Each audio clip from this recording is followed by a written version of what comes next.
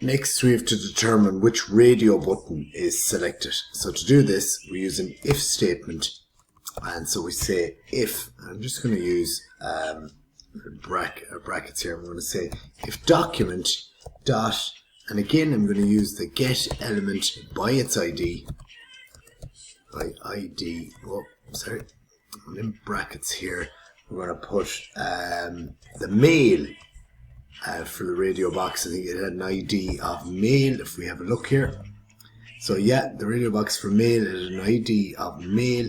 So if the document.get element by ID male is, and what we do here is we append a little dot checked. So if that's the one that's checked, so I'm sorry, we'll just jump back here.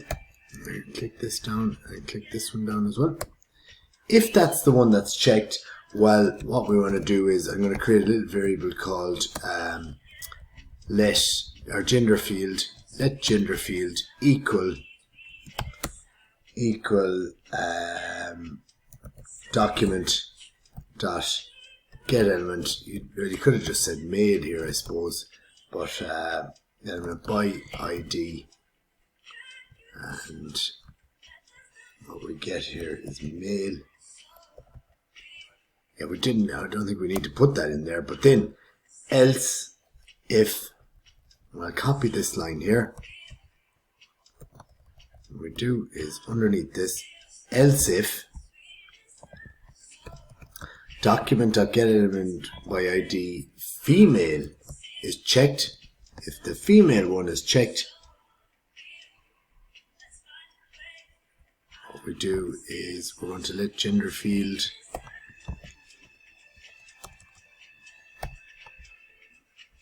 equal female, and I should have another line in here for this. It's just the, oh sorry, that was the overall one, I think. This fella, yep. Let's grab that back, a bit of messing, and then this one's going to be female. And last but not least, so if it's either male or female, or else it's going to be, the last one would be just let gender field equal rather not say. So RNS, I think, was the ID on that last one there. So let's have a quick look and see that that is RNS. So ID RNS, which stands for rather not say. So when there's, so we're either going to get, if the male is checked, we'll grab the elements from the male checkbox, we'll store it in gender field. Female is checked, do the same, and if it's rather not say. Now, what we need to do, so that's just determining which radio box is selected. What we must do now is let gender field value. So we're going to get the value here is equal to gender field dot value.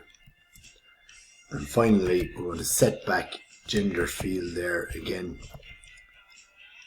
to ready for nothing, so to speak.